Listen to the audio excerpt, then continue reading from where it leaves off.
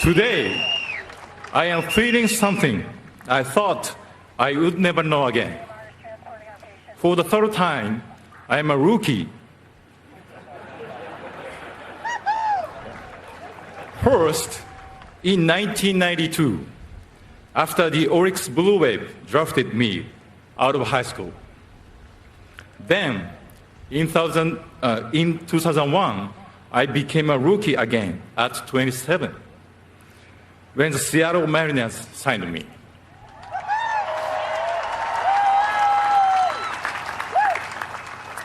As I look over here now and see men like Rod Carew, George Brett, and Tony La Russa, I realize I'm a rookie again. Thank you for welcoming me so warmly into your great team.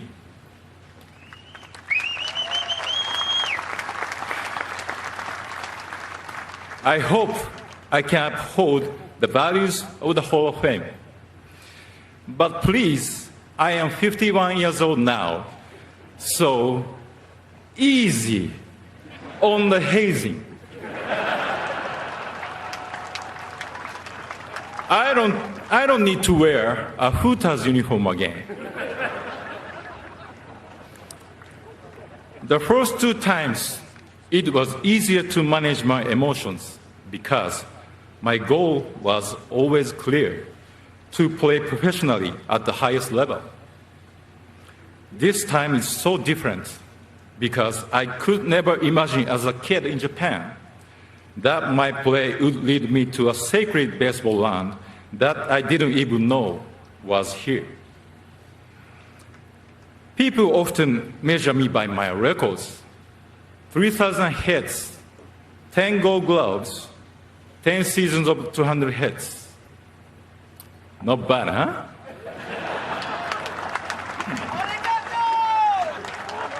But the truth is, without baseball, you would say, this guy's such a dumbass. I have bad teammates, right? Bob Costas.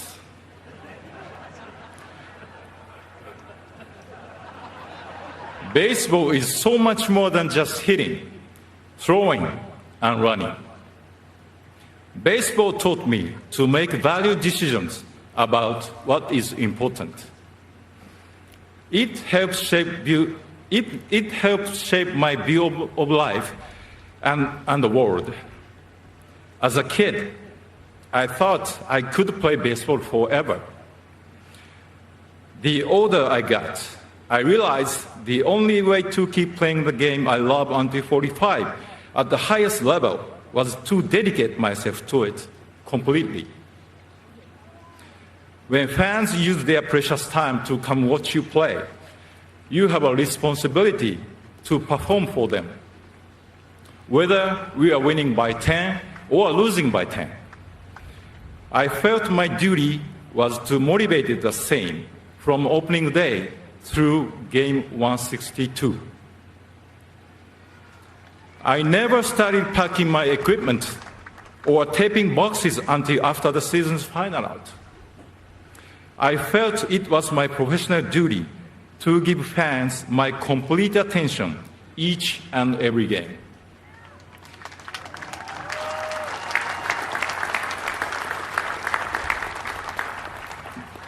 Fans deserve to be entertained whenever they choose to come. Baseball taught me what it means to be a professional, and I believe that is the main reason I am here today. Not because my skills are better than others. 3,000 hits or 262 hits in one season are achievements recognized by the writers, well, all but one of you.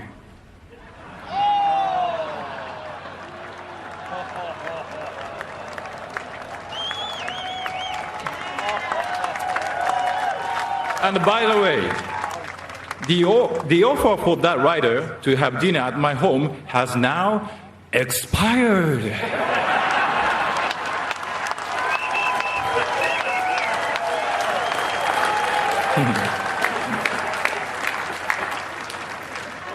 I could not have achieved the numbers the writers recognized me for without paying attention to the many small details every single day, consistently for all 19 seasons. I personally cared for my equipment each day because I never wanted to risk a fielding error due to a loose string on my glove or a slip on the base pass because I didn't clean my spikes. Beyond the regular season, I had a serious routine in the off-season too. When I showed up at the camp each spring, my arm was already in shape, waiting for Mariners broadcaster Rick Ritz to say, "Holy smoke! A laser beam strike from Ichiro!"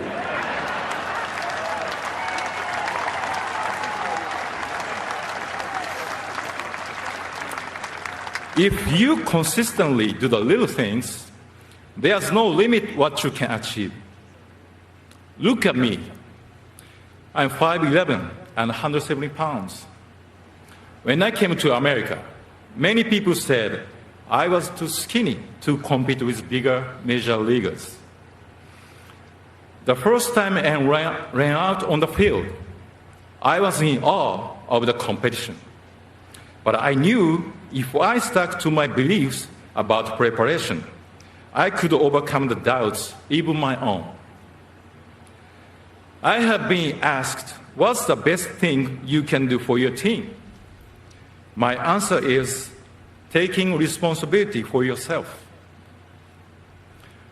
Being responsible for yourself means answering to yourself. When you go home at night and wonder why you didn't get a hit or you didn't make a catch, the honest answer is not because a great pitcher beat you or a tough sun was in your eyes. It's because there was something you could have done better. By taking responsibility for yourself, you support your teammates and you don't cheat the fans.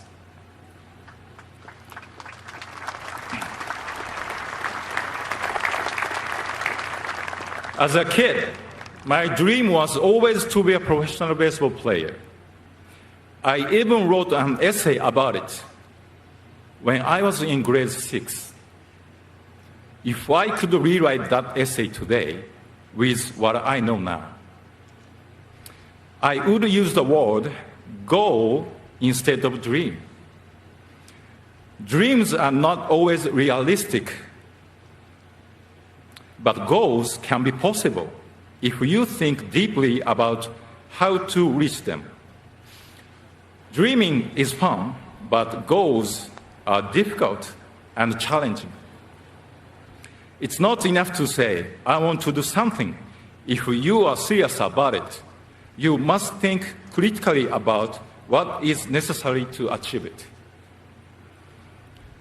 I wrote that daily practice and preparation were important to become a professional player. As I continued to set my goals, I also came to understand that consistency would be the foundation to achievement. I encourage young players to dream and dream big, but also to understand the difference between a dream and a goal. In order to make your dream your goal, you must be honest in thinking about what is important to achieve it. In that essay, I wrote that I dreamed of playing for my hometown, Chunichi Dragons.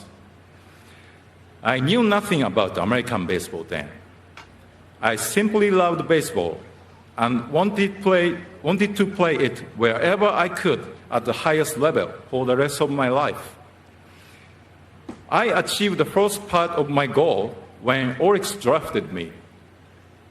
I won the batting title in my first full year and each year after that when I played in Japan. From the outside, it may have seemed like everything was smooth and I should have no worries.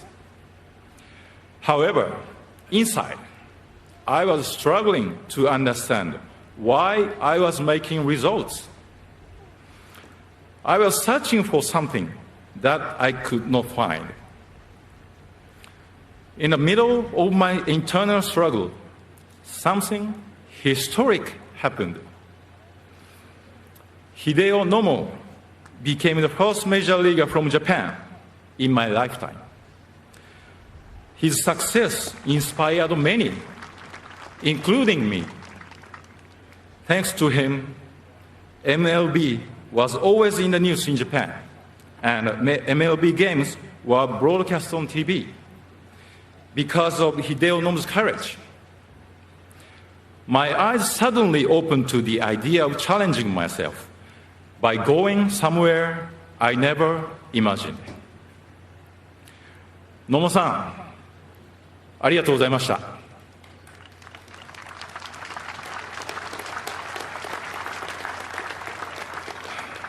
I am grateful to the Oryx Blue Wave for allowing me to challenge myself in MLB. I am also grateful to the Seattle Mariners for believing that I could become the first position player from Japan in American baseball.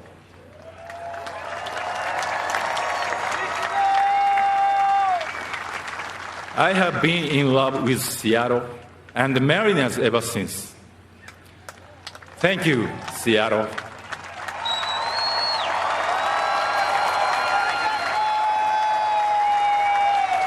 I am thrilled that this great honor reunites me with the general manager who signed me, Pat Gillick.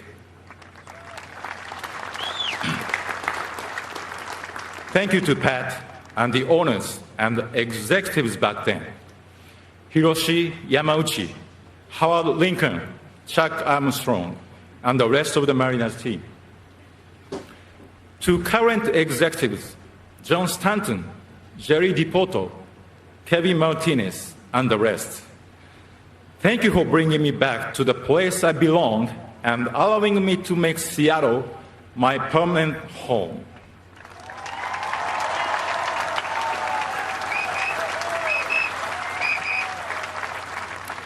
It's an honor to be on a new team with Edgar and Junior and Randy. Thank you guys for coming today.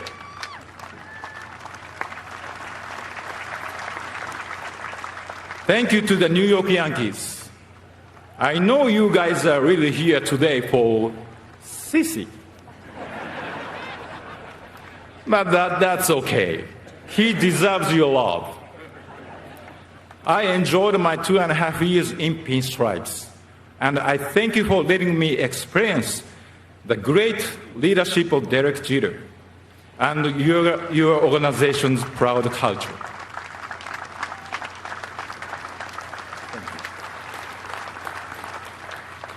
And to the Miami Marlins, I appreciate David Sampson and Mike Hill for coming today.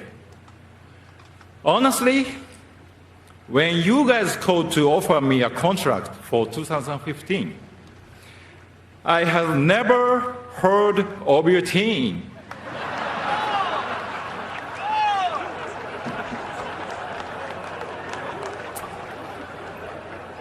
But I came to love my time in South Florida. Even in my mid-40s, I grew as a player, surrounded by all those young, talented teammates. The way they jumped out of the dugout in Colorado to celebrate my 3,000th hit is something I will never forget.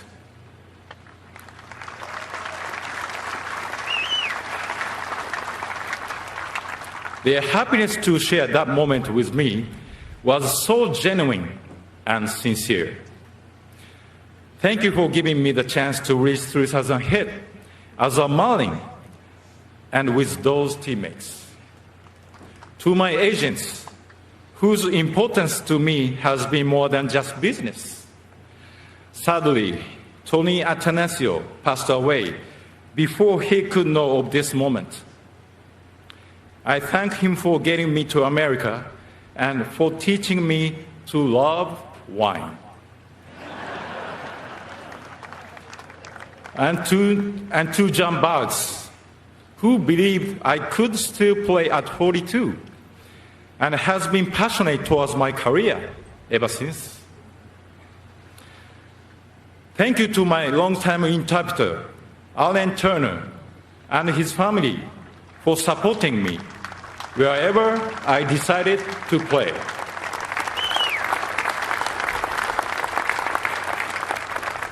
Thank you also to Jane, Josh, Chester, Whitney, and the entire Hall of Fame staff. And of course, to Jeff Idelson. Without you, I would have never come to appreciate this incredible institution. Congratulations to Cece, Billy, Dave Parker, Dick Allen, Tom Hamilton, and Thomas Boswell.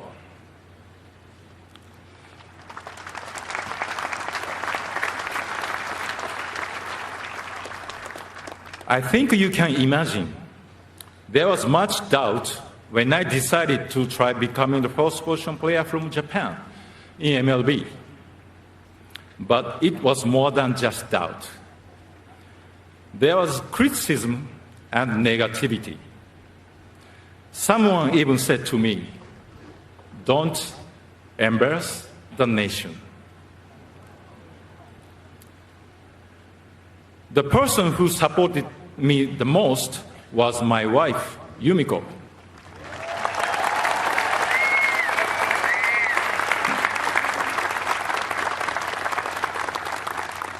It would only be natural if she had doubts too, but she never made me feel them. All of her energy was focused on supporting and encouraging me. For 19 seasons in Seattle, New York, and Miami, she made sure that our home was always happy and positive. I tried to be consistent as a player, but she's the most consistent teammate I ever had.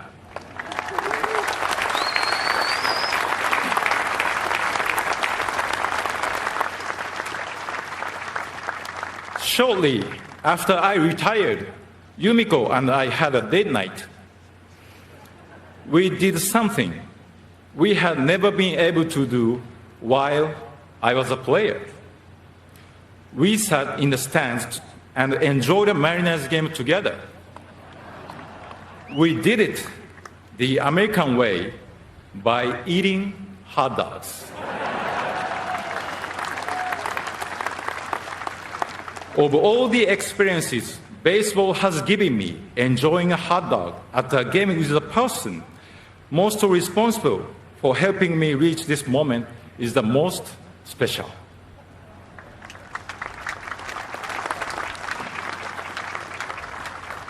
Going into America's Baseball Hall of Fame was never my goal. I didn't even know there was one until I visited Cooperstown for the first time in 2001. But being here today sure feels like a fantastic dream. Thank you.